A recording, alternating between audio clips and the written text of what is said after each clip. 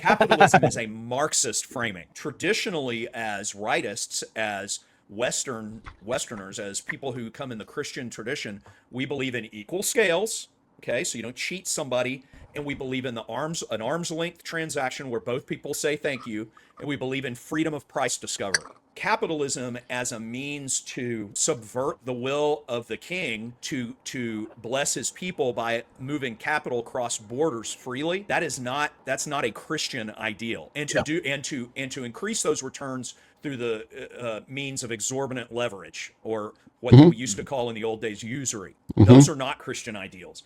But what also happened was the creation of the share. Okay, so what the share did is it allowed Andrew. I'm going to get on a boat and I'm going to sail to. I think there's an island out in the Pacific that has tons and tons of this raw material, and I'm going to go sail there and get it and bring it back. And I'm like, Andrew, will you invest to help me buy the boat to go over there? And he's like, well, how are you going to do this? Well, I got to take, 50 sailors with me. It's this big boat. And he goes, well, how do you know that it's not dangerous? I don't. Well, these guys might get killed. You might get sued.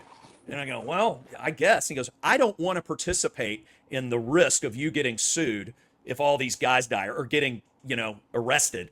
But I would like to participate in case it's profitable. And therefore, the creation of the share happened. It disconnected ownership from risk. Now, in modern finance, it's okay to do that via a type of insurance contract we call the option or the put or the call. But that is it has a limited time frame to it. I think a large part of this issue with the difference between Western investment and modern financial capitalism is this disconnection between ownership and risk, or ownership and liability. And ownership and duty. That's exactly where I'm going.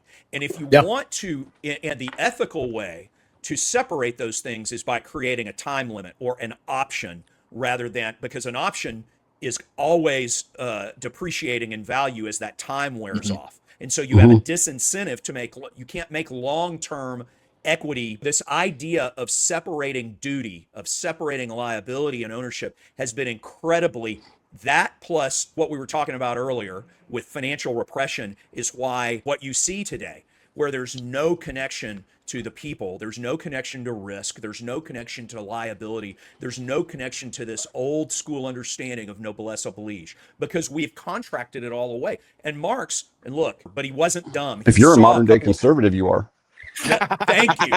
That's exactly right. That's exactly right. You are in essence a modern Marxist. You have bought into all those assumptions.